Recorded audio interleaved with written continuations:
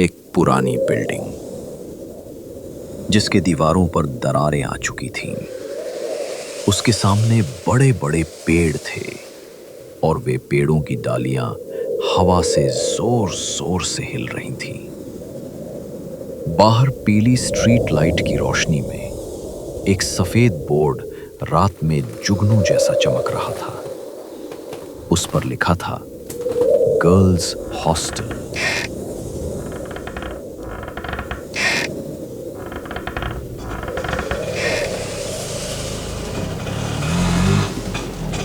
तभी हॉस्टल के पास एक ऑटो आकर रुकता है।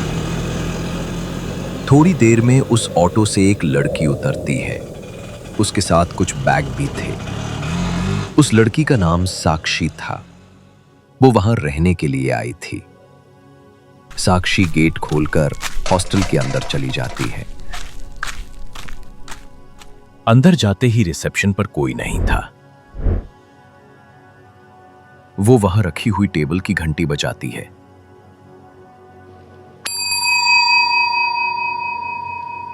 तभी हॉस्टल की वार्डन आती है। हाँ बोलो, क्या काम है? मैम, मुझे रूम चाहिए। कल से मेरी क्लासेस शुरू हैं। प्लीज कोई भी रूम दे दीजिए। बेटा, सारे रूम फुल हैं, कोई रूम खाली नहीं है। मैम प्लीज मेरी मदद कीजिए। मैं अभी गांव से आई हूँ और इस शहर में नई हूँ। रहने का कोई ठिकाना नहीं है। वार्डन साक्षी को देखकर सहमते हुए कहती है, सिर्फ एक रूम खाली है, लेकिन कई सालों से वहाँ कोई नहीं रहता। मुझे कोई दिक्कत नहीं, वही रूम दे दीजिए। साक्षी सर हिलाते हुए कहती है, ठीक है, ये लो चाबी। लेकिन जो भी होगा उसकी जिम्मेदारी तुम्हारी होगी।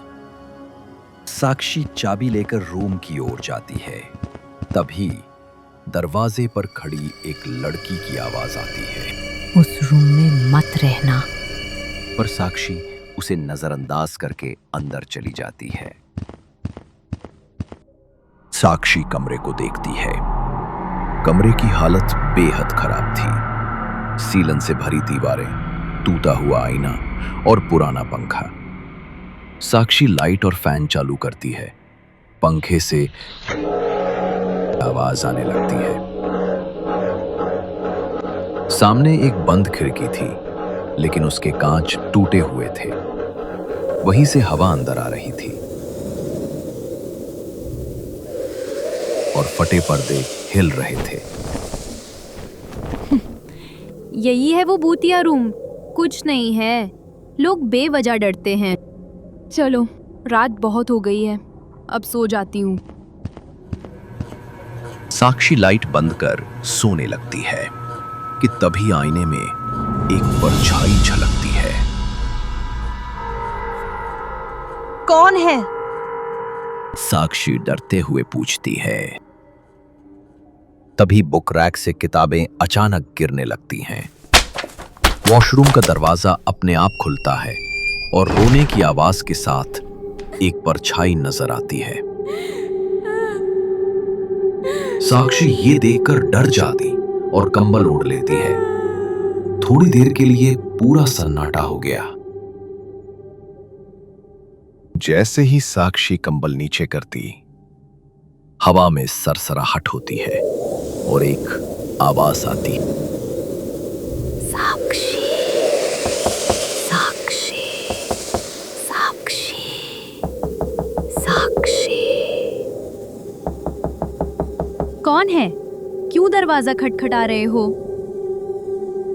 तभी दरवाजा खुलता है।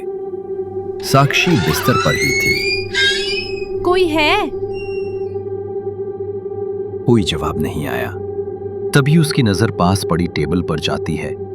वहां एक लड़की बैठी थी। साक्षी घबराते हुए पूछती है, तुम कौन हो? मैं रूही हूँ, तुम्हें कुछ बताना था। क्या बताना है? इस रूम के बारे में? हाँ, 23 साल पहले एक लड़की रहती थी, रश्मि। वो मेडिकल स्टूडेंट थी। पहले तो नॉर्मल थी, कॉलेज जाना, हंसना, खेलना, लेकिन उसके साथ कुछ ऐसा हुआ कि वो पागल जैसी हो गई। क्या हुआ था उसके साथ? साक्षी डरते हुए पूछती है। हॉस्टल की लड़कियों का कहना है उसका एक बॉयफ्रेंड था, उसका ब्रेकअप हो गया था। उसी सदमे में वो पागल हो गई थी। अपने आप से बातें करना, दिन भर कमरे में पड़े रहना उसकी आदत बन गई थी। और कुछ ही दिन बाद उसने अपनी जान ले ली। कहते हैं उसकी आत्मा आज भी इसी कमरे में है। कई बार उसकी परछाई दिखती है। ये सब बताकर लड़की वहां से चली जाती है।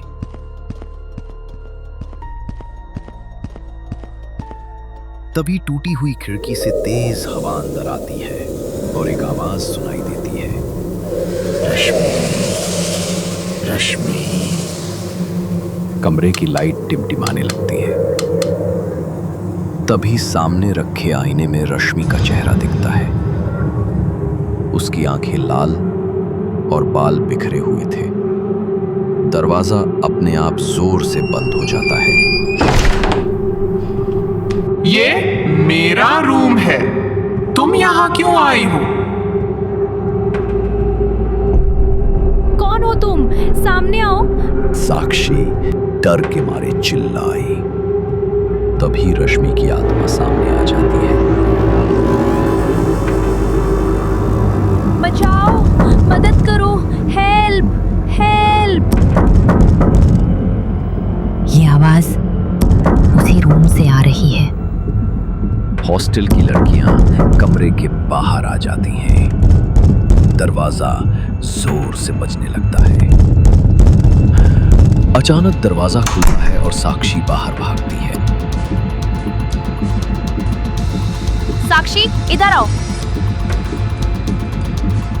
साक्षी भाग रही थी कि तभी एक अदृश्य ताकत उसके पैर को पकड़ लेती है और उसे घसीटते हुए फिर कमरे के अंदर ले जाती है। मुझे बचाओ, बचाओ। साक्षी डर के मारे कोने में छिपी थी। तभी उसकी नजर दीवार पर पड़ती है जहां खून से लिखा था, गेट आउट। बिस्तर धीरे धीरे हिलने लगता है। तभी एक और आवाज आती है, तुमने मेरी नींद तोड़ी है, अब तुम वही भुगतो। अगली सुबह वार्डन और कुछ लड़कियां दरवाजा तोड़कर अंदर आती हैं। साक्षी कोने में बैठी थी। उसकी आंखें लाल हो चुकी थीं और चेहरा बिल्कुल सफेद। वो डरावनी आवाज में हंस रही थी।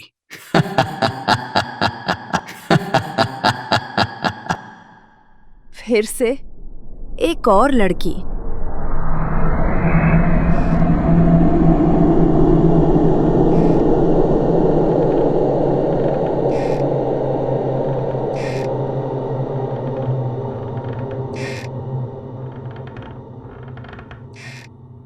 दोस्तों, आपको ये कहानी कैसी लगी? हमें कमेंट करके जरूर बताइए और हमारे चैनल को लाइक और सब्सक्राइब करना ना भूलें।